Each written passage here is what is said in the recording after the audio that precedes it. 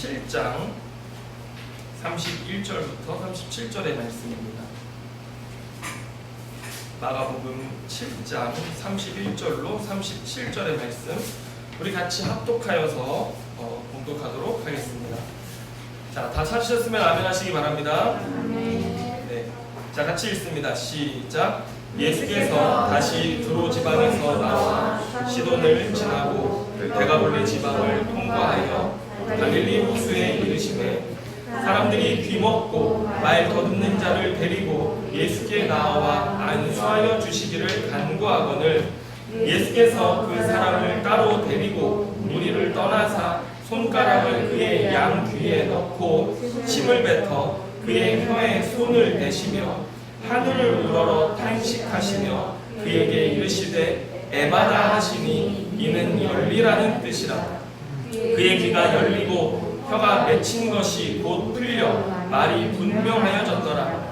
예수께서 그들에게 경고하사 아무에게도 이르지 말라 하시되 경고하실수록 그들이 더욱 널리 전파하니 사람들이 심히 놀라 이르되 그가 모든 것을 잘하였도다.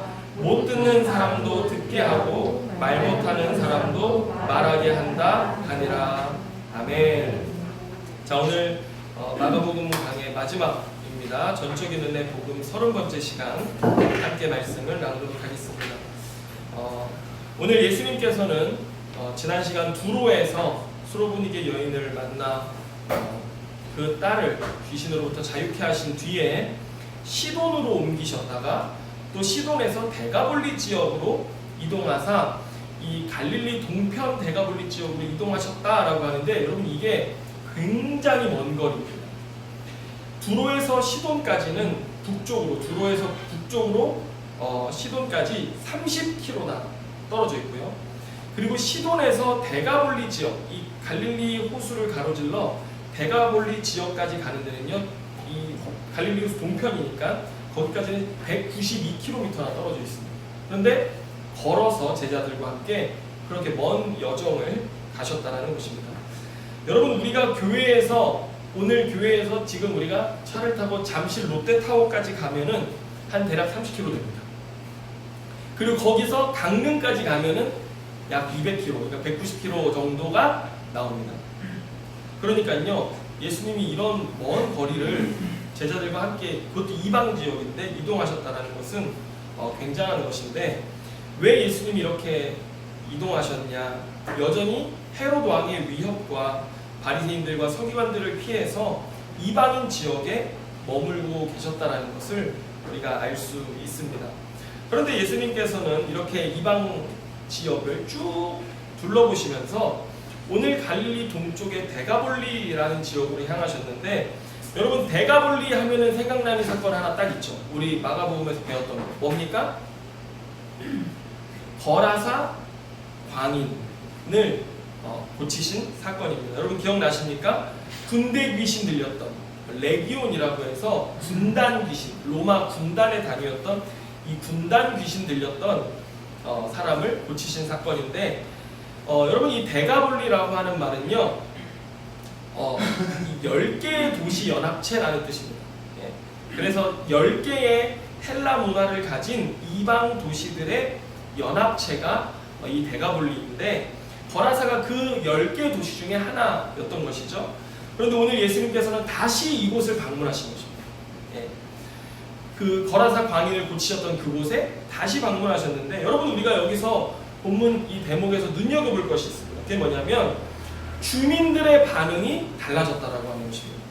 처음 예수님이 거라사 땅에 가셔서 그 광인을 고치셨을 때 그 돼지들이 막 호수에 빠져 죽고 이러니까 그 지역 사람들이 어떻게 했습니까? 빨리 여기서 떠나라고, 여기서 나가라고 예수님을 굉장히 터부시했습니다.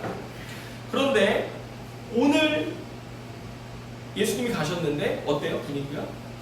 오늘 본문에 보면요, 병든 자를 고쳐달라고 예수님께 먼저 소문을 듣고 지금 찾아온 이런 변화들이 나타나고 있는 것입니다. 왜 그런가? 여러분 그때를 기억해 보십시오. 거라사 광인을 고치신 다음에 주님이 그에게 사명을 주셨습니다. 무슨 사명 주셨어요? 너의 가족에게로 돌아가서 하나님이 너에게 행하신 큰 일을 증거하라. 여러분 마가복음 5장 20절 말씀을 다시 한번 읽어보면 이렇게 되어 있습니다. 그가 가서 예수께서 자기에게 어떻게 큰 일 행하셨는지를 데가볼리에 전파하니 모든 사람이 놀랍게 여기더라. 이렇게 말씀하고 있습니다.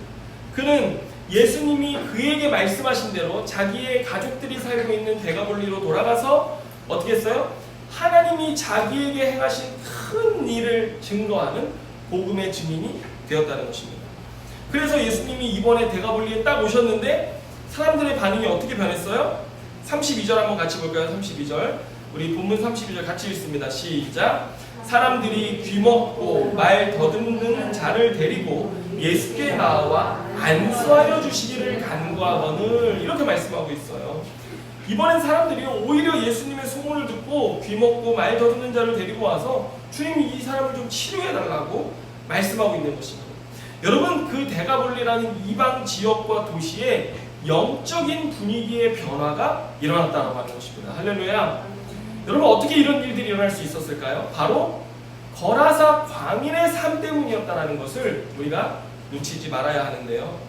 여러분, 우리가 살면서 그리스도인으로서 한 도시와 지역은 말할 것도 없이 한 가정 안에 영적 분위기를 변화시키는 것, 여러분 이거 쉽습니까? 어렵습니까? 여러분, 뭐 요즘 선거철인데 한 그 선거 후보자가 뭐 이 지역을 변화시키겠다, 새롭게 하겠다, 뭐 이렇게 공약을 하면서 뭐 다니잖아요. 그런데 여러분, 그런 거 쉽습니까? 어렵습니까? 어렵습니다. 그런데 하물며 우리도, 그냥 범인인 우리들이 이 땅에서 한 가정의 영적 분위기를 바꾸는 것조차도요 굉장히 어려운 일입니다. 여러분, 우리 가정에 보십시오. 여러분, 우리들 가정에 보면 하나님의 이름과 권위를 무시하고 조롱하며 불신하는 사람들이 있습니까? 없습니까? 남편이기도 하고요, 자녀이기도 하고요, 또 우리의 어머님, 아버님이 계시기도 합니다. 하나님을 알지 못하고 하나님에 대해서 믿지 않으시기 때문에 어떻게 하세요? 예수 믿는 사람들, 뭐 예수가 뭘 어떻게 하냐, 뭐 이렇게 막 하나님 앞에 불경한 이야기들을 하는 가족들이 있습니다. 그런데 여러분, 우리가 그들에게 대하여서 막 그래도 하나님 이런 분이시라고 막 얘기하지만, 그런다고 가정 분위기가, 믿지 않는 가정에 만약에 제가 혼자 신앙생활 한다면 그런 영적 분위기를 바꾸는 거 쉽습니까? 어렵습니까? 어렵습니다. 예. 여러분, 그런데 교회 안에도 있습니다. 교회 안에 신앙생활을 하는 사람들 중에도 하나님의 말씀에 대해서 이렇게 좀 삐딱하게 보면서 따지고 비판하고, 그리고 어디 하나님 살아계시면 누구부터 바꿔봐라? 나부터 바꿔봐라. 막 이렇게 하는 사람들이 있죠. 그런데 하물며 지역과 도시의 영적 분위기를 바꾼다? 여러분, 이거 거의 불가능한 일에 가까운 것입니다. 여러분, 교회 공동체 안에 예배도 영적 분위기가 있습니다. 카페에서 예배 드린다고 여러분 영적 분위기가 흐트러지는 거 아닙니다. 또 반면에 커다란 파이프 오르간이 예배당 전면에 웅장하게 서 있고 수백 명의 성가대가 하나님은 위대한 일을 행하셨다 찬양하면서 그 찬송의 소리를 높인다고 해서 그 예배의 영적 분위기가 생기는 것도 아닙니다. 여러분, 큰 교회 가보십시오. 2층, 3층에 가보면요, 졸고 스마트폰 만지고 화장실 왔다 갔다 하면서 어수선한 분위기가 얼마나 많은 줄 아십니까? 여러분, 사람들이 언제 이동합니까? 대표기도 시간에, 헌금기도 시간에, 축도 시간에 다 이동합니다. 슉슉 이렇게 움직여요, 사람들이요. 여러분, 영적 분위기는 환경이 만들어주는 것이 아닙니다. 영적 분위기는 다름 아닌 우리 안에서 만들어진다는 사실을 여러분 기억하시기를 바라는데요. 그렇다면 오늘 데가볼리에 어떻게 이런 일이 일어날 수 있었는가? 그것은 한 개인의 삶에 경험된 하나님의 역사를 통해서 가능했습니다. 예수님을 통해 거라사 광인이 하나님이 얼마나 큰 일을 자기에게 행하셨는지를 경험했잖아요. 하나님께서 그의 삶을 고치셨어요. 그는 이런 체험, 경험을 통해서 자기 안에 어떤 마음을 갖게 됐냐면 하나님 경외하는 마음을 갖게 되었다는 것이죠. 아멘입니까? 여러분, 데가볼리 지역이 이 미치광이었던 그가 변화됐다는 사실 때문에 영적 분위기가 바뀌었을까요? 아닙니다. 여러분, 어떤 사람이 병고침 받았는데, 뭐 제가 여러분 예전에 그 띠끼띠끼 아줌마 얘기했잖아요. 저희 모교에 뭐 술 먹고 막 담배 피고 막 그 귀신 들려가지고 띠끼띠끼 아줌마 한번 얘기했었잖아요. 그 아주머니가 변화됐잖아요. 귀신이 떠나가고 운전케 됐잖아요. 그리고 예배에 나와요. 그런데 교회 사람들도 저 사람 얌전해졌네? 이렇게 잠깐 놀랄 뿐이지 어느새 무덤덤해져요. 교회 사람들이요, 뭐 그런 영적인 변화, 사람의 인생이 변하는 어떤 놀라운 변화를 보고도 정말 저 사람 바뀌었구나 라고 느끼고 나서는요 금세 무덤덤해져요. 그런데 여러분 여기 지금 보세요. 데가볼리 지역이라는 곳은 어디예요? 이방 도시입니다. 그 당시 헬라 문화를 가지고 있다라고 하면요 그리스 로마 신화 같은 수많은 신들의 세계라고 해도 과언이 아닙니다. 그 당시 모든 사람들의 세상은 신들의 세계라는 이 패러다임 속에 있었거든요. 그러니까 그 신들도 병 고치고 기적 일으키고 그런 일 합니까? 안 합니까? 하죠. 그래서 이런 일들은 특별한 일이지만, 굉장히 특별한 일이었지만 당시 사람들 생각에서도 그 사람의 변화가, 그 사람의 회복이 어떤 신들이든 충분히 할 수 있는 것들이라고 생각하기 쉬웠던 내용이라는 것이죠. 여러분 오늘날 믿지 않는 사람들도요 어떤 무당도 고쳤더라, 어떤 절에서 어떤 스님도 귀신 내쫓더라, 여러분 이런 거 다 있습니다. 그래서 우리가 뭐 군대 귀신이 떠나갔다고 그래가지고 그런 거 가지고 전도한다고 해서 사람들이 정말 놀랍구나, 막 나도 예수님 믿어야겠다, 뭐 그러지 않습니다. 예? 통하지 않는 것이죠. 여러분 오늘 이 거라사 광인은 한 번 하나님의 체험을 통해서 데가볼리를 변화시킨 것이 아닙니다. 여러분 그는 이번 이 사건, 자신의 인생 가운데 하나님이 찾아오신 사건을 통해서 하나님을 경외하는 마음이 그 안에 자리 잡게 되어졌고, 데가볼리의 영적 분위기를 변화시켰던 열쇠는 바로 그의 마음 안에 하나님을 경외하는 태도였다는 것입니다. 여러분 왜 그랬습니까? 그의 인생을 바꾼 하나님은 그의 인생의 실제였습니다. 하나님은 그의 인생에 생생하신, 나를 구원하시고 나를 고치신 하나님으로 실제하고 계셨다는 것이죠. 그래서 그는 매일의 자기의 삶에서 하나님을 경외하는 삶을 살기 시작했고, 그렇게 하나님을 경외하는 마음 자세로 하나님을 전하기 시작했다는 것입니다. 그의 삶의 변화는 귀신이 나가서 변화된 것이기보다는 예수님을 통해 살아계신 하나님의 실제를 경험해서 변화되었다고 하는 것이죠. 이것이 증거되기 시작할 때 저의 삶에, 그 사람의 삶에 하나님을 경외하는 태도가 생겼다는 것은 굉장한 변화이지 않습니까? 그러면서 그의 삶으로부터 이 하나님을 경외하는 마음이 흘러넘치기 시작하고, 그것이 가정의 가족들을 감동시키고 변화시키고, 그 다음에 그 지역을 변화시키기 시작했다라고 하는 것입니다. 여러분 오늘 우리 교회 예배 위에 하나님의 거룩한 임재가, 하나님의 말씀의 통치가 일어나기를 기도합니다. 또 저와 여러분의 삶 가운데 살아계신 하나님의 실제가 날마다 경험되기를 원합니다. 그래서 우리의 삶에 하나님 경외하는 삶이 시작되어지고 그분을 증거하고 전하는 일들이 삶을 통해 나타나기 시작하는 것이죠. 그러면 우리 가족들 안에서부터 하나님을 갈망하는 영적 분위기가 생기기 시작하는 것인데, 여러분 그런 일들이 있어져야 하는 것입니다. 여러분 그래서 이런 하나님의 실제를 경험한 사람들의 예배는 어떻습니까? 예배 가운데 하나님을 향한 갈망함이 있습니다. 예. 그리고 그런 공동체에는요 예배하는 자세와 분위기가 달라요. 깊은 은혜 안에 들어가서 예배하려고 하는, 하나님을 정말 다시 만나고 하나님을 또한 경험하고자 하는 그런 갈망함으로 사람들이 목마름을 가지고 예배하기 시작한다라고 하는 거죠. 저도 요즘 하나님께서 저에게 자꾸 그런 사인들을 주시는 것 같아요. 너 깨어나야 된다. 내가 이 공동체 가운데 일하고자 하는데 너 목회자로서 정신 차리고 근신해야 한다. 풀어져 있지 말라고 주님 요즘 저에게 계속 이렇게 사인을 주시는 것 같아요. 우리 공동체 안에 기도 제목들, 이런 상황들을 보면서 하나님 계속 저에게 그런 메시지를 주시는 것 같아요. 우리 공동체 안에 하나님께서 일하실 때가 되었다는 생각들이 들고, 또 하나님이 저에게 영적으로 준비하라는 깨달음을 계속 알게 하시는 거예요. 여러분 정말 하나님께서 우리 공동체 안에, 또 우리 안에 항상 새 일 행하실 것들을 기대하고 또 기도하는 저와 여러분 되시기를 주님의 이름으로 축원합니다. 여러분, 이런 영적 분위기는요, 오늘 우리의 삶에 나와 하나님과의 관계 가운데 교제가 일어나기 시작하고 만남이 일어나기 시작하고 그분이 내 삶 가운데 일하시는 것들을 보기 시작할 때, 아, 하나님 내 삶 가운데 일하시는구나. 그리고 그런 하나님에 대한 갈망과 태도, 우리의 말과 행동들이 여러분 이 삶을 변화시킬 것입니다. 여러분, 우리 교회 안에 그 일이 있어져야 될 줄로 믿습니다. 여러분, 우리 성도들의 삶 가운데 그 일이 있어질 때 여러분 이 소사본동 하나 변화시키는 거 굉장히 어려운 일일 수 있지 않습니까? 우리 교회가 소사본동에 영향력을 미치는 거 굉장히 어려운 일일 수 있습니다. 하지만 여러분, 어디서부터 시작하는 것입니까? 나로부터, 내 마음으로부터 하나님과의 관계 가운데 바로 서기 시작할 때 그러한 일들이 일어날 줄로 믿습니다. 자, 여러분, 다시 본문으로 돌아가서 오늘 주님이 대가볼리에 가시니 귀가 들리지 않고 언어 장애가 있는 사람을 이방인들이 예수님께로 데리고 온 거예요. 소문을 들었어요.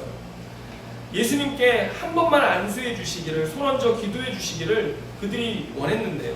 여러분, 다 같이 33절을 한번 읽어보겠습니다. 다 같이 33절 읽습니다. 시작. 예수께서 그 사람을 따로 데리고 무리를 떠나사 손가락을 그의 양 귀에 넣고 침을 뱉어 그의 혀에 손을 대시며. 아멘. 여러분, 예수님께서 그 사람을 무리로부터 따로 데리고 다른 곳에 가셔서 고쳐줬다라고 이렇게 말씀하십니다. 여러분, 참 이상하지 않습니까? 무리들 한 가운데서 해야지 더 큰 변화의 역사가 있지 않겠습니까? 전도의 역사, 복음의 역사가 있을 것처럼 보이잖아요. 그런데 예수님 그렇게 하지 않으시는 거예요. 무리에게서 따로 떼어서 데리고 가셔가지고 그를 데려온 소수의 사람들과 함께 이 병자를 치료하셨어요. 그리고 또 오늘 본문 끝으로 한번 가보시면요, 여러분 36절을 보세요. 36절에 이렇게 주님 말씀하십니다. 예수께서 그들에게 경고하사 아무에게도 이르지 말라 하시되 경고하실수록 그들이 더욱 널리 전파하니, 이렇게 말씀합니다. 여러분, 주님은 뭐라고 그러세요? 그 이방인들에게 고쳐주고 나서 너 어디 가서도 이거 얘기하면 안 된다. 주님 이렇게 자꾸 얘기하시는 거예요. 복음이 지금 더 흥황해도 현찮은데 지금 말하면 안 돼. 너희들만 알고 있어. 자꾸 이렇게 말씀하시는 거죠. 왜 그랬을까요? 여러분, 우리가 알아야 될 것이 이겁니다. 기적을 보고 또 기적을 체험했다고 해서 예수 그리스도에 대한 올바른 지식을 가질 수 없기 때문에 주님은 그들에게 이렇게 말씀하신 것입니다. 앞서도 말씀드렸지만 기적과 체험은 신앙생활에 있어서 굉장히 중요한 경험일 수 있습니다. 하지만 이런 모든 기적과 체험, 환상을 보고 뭐 예언을 하고 무슨 병고침을 받고 갑자기 문제가 해결되고 이런 것들은요, 전부 다 뭐냐면 이정표입니다. 어떤 이정표예요?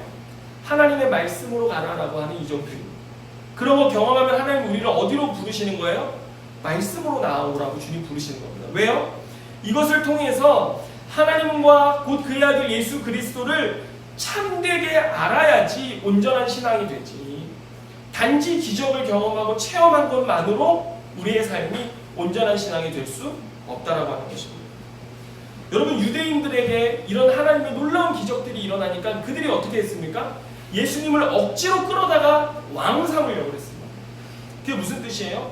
예수님이 필요한 게 아니라 예수님을 통해서 자기의 욕망과 욕구를, 자기들의 필요를 채우려는 도구로 삼으려고 하는 것이지, 예수님 앞에 순종하고 경외함으로 복종하고 그분의 통치와 다스림 가운데 살아가려고 그 예수님을 왕 삼으려고 했던 것이 아니었다라고 하는 것입니다. 여러분, 오늘 우리 신앙생활도 마찬가지입니다. 하나님은 내 삶에 응답해 주시고 경험시켜 주시고 뭐 놀라운 일들을 보이시고 나타내시길 원하시죠. 막 갑자기 하나님이 여러분들의 삶에 정말 축복해 주시고 또 뭐 공급해 주시고 막 이런 거 원하시잖아요. 그러면 우리가 자꾸 하나님을 어떻게 바라봐요? 필요할 때만, 내가 원할 때만. 그리고 딱 채워지면 그 뒤로는요 또 싹 잊어버립니다. 그렇게 신앙생활이 바뀌게 돼요. 그런데 주님이 이걸 통해서 우리에게 말씀하시는 건 뭐예요? 내가 누구인지 말씀을 통해서 알아야 된다라고 주님 우리에게 말씀하시는 거예요. 하나님 누구신지 알라고 하는 것이죠. 그래서 이제는 나중에는요, 문제가 있든 없든 내 삶에 뭐 기적이 체험되든 막 감정적으로 격한 은혜들이 없어도 우리는 뭘 알게 돼요? 하나님을 알게 되는 것입니다. 하나님 그분이시죠. 하나님 이런 하나님이시죠. 알면서 우리가 하나님을 신뢰하고 신앙생활할 수 있게 되어지는 것입니다. 그래서 주님은 그들만 따로 다른 곳으로 데려가셔서 치료해 주셨고 말하지 말라고 경고하셨던 것입니다.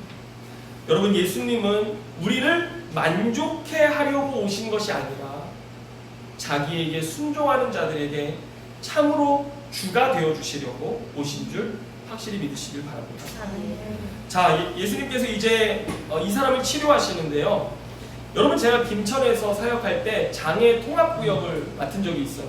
거기에는요 못 듣고 말하지 못하는 친구들도 있었고 또 뇌성마비, 소아마비 이런 친구들도 있었고요. 여러 친구들이 있어서 제가 구역 예배를 항상 인도하고 드렸는데, 여러분, 이상하게 귀가 안 들리면요 말이 자동으로 퇴화됩니다.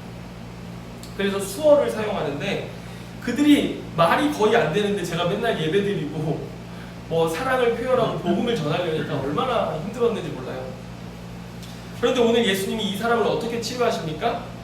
그 방법과 과정이 상세히 기록되어져 있는데 두 손가락을 양쪽 귀에 넣으셨다가 그다음에 침을 뱉어서 혀에 대시는 거예요.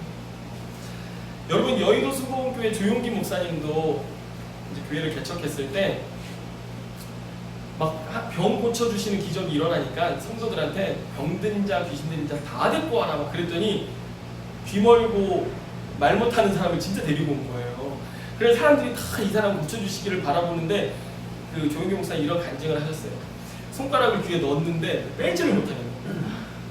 안 고쳐졌을까봐. 그래가지고 손가락을 계속 귀에 넣고 하나님 이거 어떻게 해야 되나 뭐 막 이런 기도를 하시고 결국에 하나님 고쳐주셔서 정말 놀라운 기적을 보긴 했지만, 그런 정말 두려움과 걱정 속에 기도하셨던 경험들을 간증으로 얘기해 주신 적이 있어요.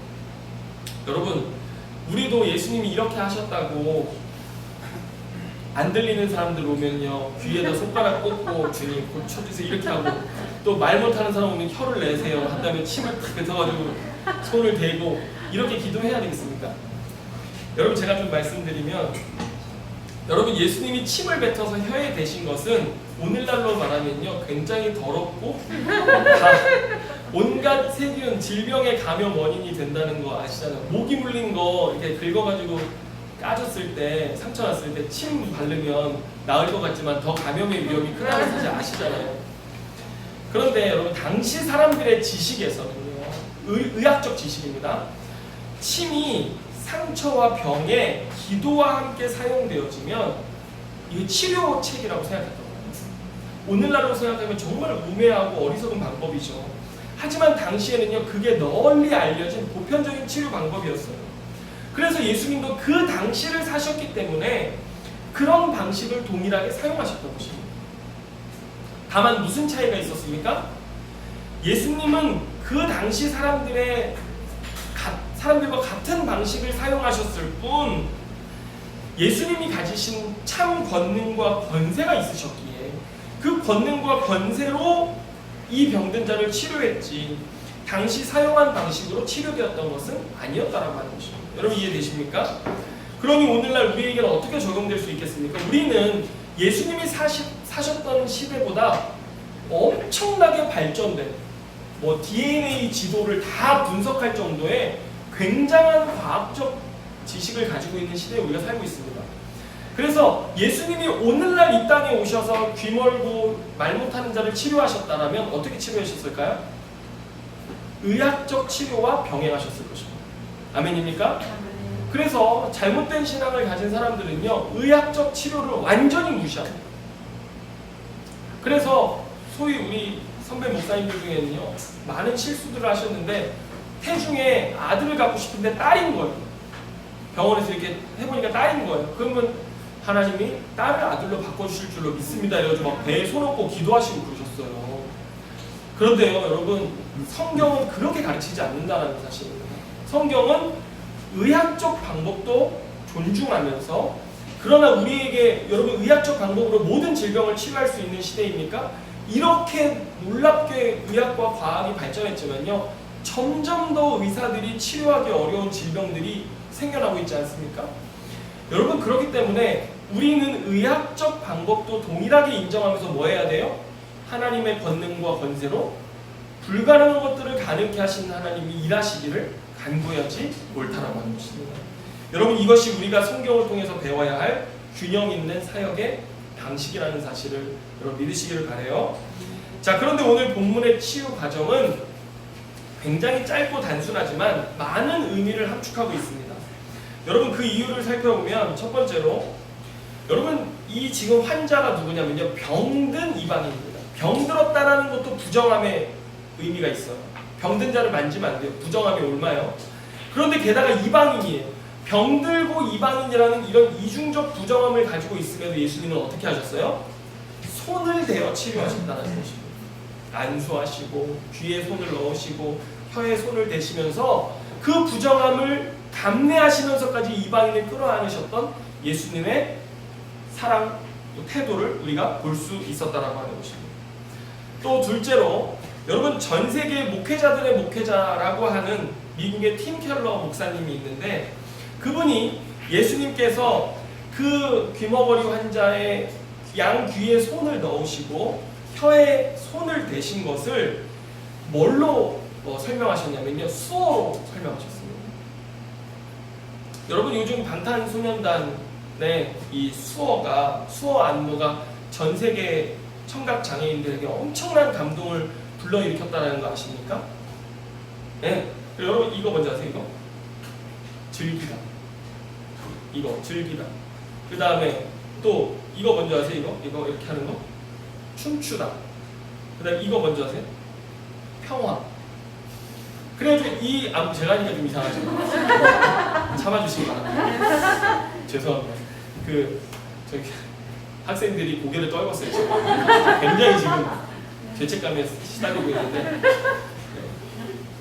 여러분 이런 수어가 그동안 음악을 들을 수 없었던, 또 함께 춤출 수 없었던 청각 장애인들에게 굉장한 감동을 불러일으키는 행동이었다는 것이죠. 여러분, 그뿐 아닙니다. 이 작년에 그 아카데미상 시상식에서 그 나무 조연상을, 이제 여우 조연상 받은 사람이 이제 발표하게 돼 있는데, 윤여정 씨가 그 나무 조연상을 발표하게 됐어요. 근데 그 당시 수상자가 누구였냐면 청각 장애인이었던 배우였는데, 그 사람의 이름을 뜻하는 수어를 윤여정 씨가 먼저 사용해서 그 사람의 이름을 표시해주고, 그리고 나서 이제 카드를 보고 목소리로 그 사람의 수상자임을 알렸거든요. 그래서 윤여정 씨의 이런 행동이 굉장히 아름답고 또 칭찬할 만한 것으로 이 전 세계 그 배우들에게 박수와 갈채를 받는 일이 되었습니다. 여러분, 그런데 오늘 주님 보세요. 주님이 이 귀멀고 말 못하는 병자를 치료하시는 것에서만 그치는 것이 아니라, 주님 뭐 하신 거예요? 귀에 손을 얹고 손을 넣으시고 혀에 손을 대신다는 것은 수어로 그에게 말씀하신 것이나 마찬가지였다고 하는 것입니다. 무슨 말이에요? 내가 너의 막힌 두 귀와 꼬인 혀를 풀어주고 싶다라고 하는 언어적 교감이 예수님의 치료 방식 안에는 들어있었다고 하는 것이죠. 평생 그 사람은 자기가 가진 장애로 수많은 차별과 모욕을 겪지 않았겠습니까? 그런데 오늘 주님은 그 이방인이고 부정한 병든 자에게 다가가셔서 내가 너를 고쳐주고 싶어 라고 하는 언어적 표현을 가지고 그를 따뜻하게 대해주셨다고 하는 것입니다. 여러분, 우리 주님 참 좋은 분 아니십니까? 여러분, 셋째로, 한 이방인을 향한 하늘을 우러러 하나님 아버지께 드리신 탄식의 기도가 이 과정 중에 있었습니다. 여러분, 이거 뭘까요? 왜 주님은 이 병자를 고치실 때 하늘을 우러러 탄식하시며 하나님 아버지께 에바다 라고 외치시면서 그를 고쳐주셨을까요? 여러분, 이 탄식은 하나님께서 죄로 깨어진 창조세계를 회복하시기 원하시는 간절한 마음을 보여준다는 것을 우리가 성경 안에서 볼 수 있습니다. 여러분, 오늘 본문 34절을 보세요. 하늘을 우러러 탄식하시며 그에게 이르시되 에바다 하시니 이는 열리라 는 뜻이라 이렇게 되어져 있습니다. 여러분, 그런데 이 탄식이라는 단어가 기도와 관련해서 또 어디에 쓰이냐면 로마서 8장 26절 말씀에 쓰입니다. 제가 한번 읽어드리겠습니다. 이와 같이 성령도 우리의 연약함을 도우시나니 우리는 마땅히 기도할 바를 알지 못하나 오직 성령이 말할 수 없는 탄식으로 우리를 위하여 친히 간구하시느니라. 이렇게 말씀하십니다. 그런데 여러분 이 8장 26절 바로 앞에 문맥을 보시면 죄로 탄식하는 피조물들도 죄로 인해서 탄식한다라는 이야기가 나와요. 그리고 하나님의 아들들도 탄식하는 이런 맥락 나옵니다. 인간뿐만 아니라 피조세계의 피조물들까지도 죄 때문에 탄식하고 있는 이 상황 이후에 오늘 본문이 나오는 것입니다. 하나님도 우리의 연약함을 도우시나니, 성령도 우리의 연약함을 도우시나니 우리가 어찌 기도해야 할지를 모르지만 말할 수 없는 탄식으로 우리를 위하여 친히 간구하시느니라 말씀하십니다. 이게 뭐예요? 하나님께서 이 죄로 신음하는 피조세계를 회복하시겠다라고 하는 하나님의 의지와 뜻이 있는데 성령께서 오늘 그 의지와 뜻을 붙들고 우리를 위해 피조세계를 위해 중보하고 계신다라고 하는 말씀이 오늘 본문의 요지라는 것입니다. 여러분 이것이 예수님의 탄식과 일맥상통하는 말씀인데요. 여러분 제가 세종병원 앞에서 카페를 하다 보니까 심장 수술하는 아기들이 굉장히 많아요. 그런데 여러분 아기가 태어날 때 심장에 구멍이 나가지고 태어나잖아요. 그러면 태어나자마자 바로 수술 들어가는 거예요. 애기들이 그 피덩이 애기들이요. 그러면 누가 가장 마음이 아플까요? 아빠가 아플까요? 엄마가 아플까요? 내 배로 내가 난 자식이 심장이 온전하지 못해서 태어났기 때문에 엄마들이 제일 아파요. 여러분 그 엄마들이요 내가 잘못해서 내가 부족해서 나 때문에 너가 이렇게 아프게 태어났다라고 생각하거든요. 네? 그러면서 엄청나게 힘들어하고 그 아이들을 정말 극진하게 돌보는 것들을 우리가 보게 되는데 여러분 오늘 우리가 아프면요 누가 제일 아파하실까요? 우리를 지으신 우리를 창조하신 하나님 아버지께서 제일 탄식하시며 아파하신다는 사실을 기억하시기 바랍니다. 여러분 삶이 많이 아프시고 힘드십니까? 주님 오늘 우리의 탄식과 신음을 듣고 계십니다. 듣고만 계시는 것이 아니라 여러분 보세요. 이스라엘 백성들이 이집트 바로 왕의 통치 아래에서 신음하며 탄식했을 때 주님 어떻게 하셨어요? 그들과 맺은 언약을 기억하사 모세를 불러 그들을 신음과 탄식의 현장으로부터 건져내 주셨습니다.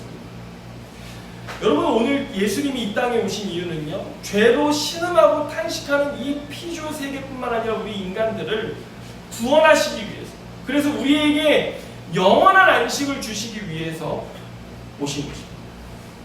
그래서 우리를 고치실 뿐만 아니라 이 땅에서 우리의 문제를 해결하실 뿐만 아니라 우리에게 하나님의 누구신지를 기적을 통해서 알리실 뿐만 아니라 우리에게 정말로 주기 원하시는 건 뭐예요? 오늘 나의 질병의 치료, 나의 삶의 문제의 변화가 아니라 주님이 우리에게 참으로 주고자 하시는 건 뭐예요?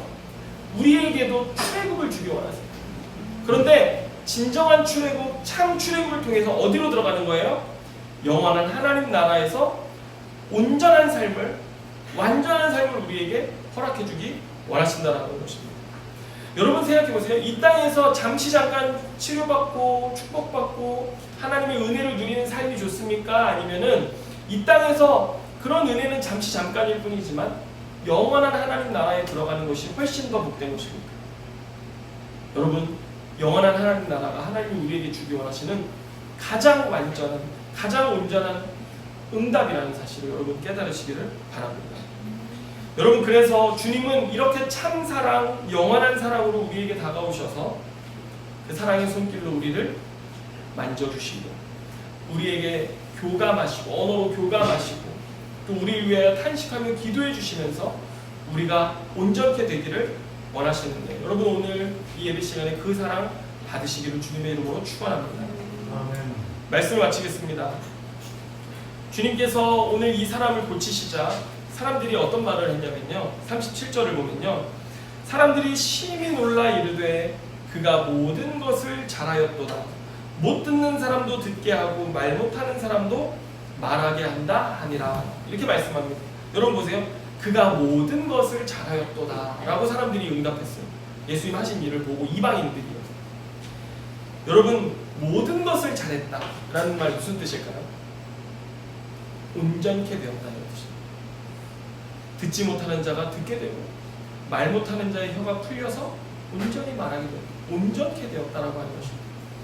여러분, 주님이 우리에게 주고자 하시는 것은 무엇입니까? 온전함입니다. 여러분, 온전하게 되고 싶으십니까? 우리는 결핍과 부족함과 또 깨어짐과 상함 속에 살아가고 있습니다. 다 죄로 인한 것이죠. 근데 주님 우리에게 주기 원하시는 건 뭐예요? 온전한 걸 주고 싶어요. 온전한 것 주고 싶으십니다. 여러분, 엄마 아빠가 찬밥 주기 원하실까요? 갓 지은 밥 주기 원하실까요? 갓 지은 밥 주기 원하세요. 주님 우리에게 무엇을 주기 원하세요? 온전함을 주기 원하십니다. 여러분, 주님이 우리에게 온전함을 주시고 또 온전케 하실 수 있는 분이시라고 우리에게 말씀하시는데, 오늘 여러분 안에 결핍이 있습니까? 상함이 있습니까? 깨어짐이 있습니까? 질병이 있습니까? 아픔이 있습니까? 주님 우리에게 나도 온전하게 해주기를 원해요. 어떤 대가를 치르더라도 나는 너를 온전하게 하기 원한다라고 오늘 십자가에서 우리에게 말씀하신다는 사실을 여러분 믿으시기를 바랍니다. 오늘 그 온전함 앞에 온전함 주시기 원하시는 주님께 나아가시는 저 여러분 다 되시기를 주님의 이름으로 축원합니다. 기도하겠습니다. 하나님 아버지, 감사합니다. 주님 오늘 우리에게 온전케 하길 원한다고 말씀하시는데, 주님 오늘 그렇게 우리에게 찾아오셔서 우리에게 말씀하시고 우리를 만지시며 우리를 위해 탄식하고 계시는 주여, 그 온전함 우리에게도 주옵소서. 그리고 그 영원한 하나님 나라로 우리를 인도하여 주옵소서. 주님, 더 알기 원합니다. 주여, 우리에게 말씀하여 주옵소서. 그동안 주님께 감사드리며 예수님의 이름으로 기도드립니다.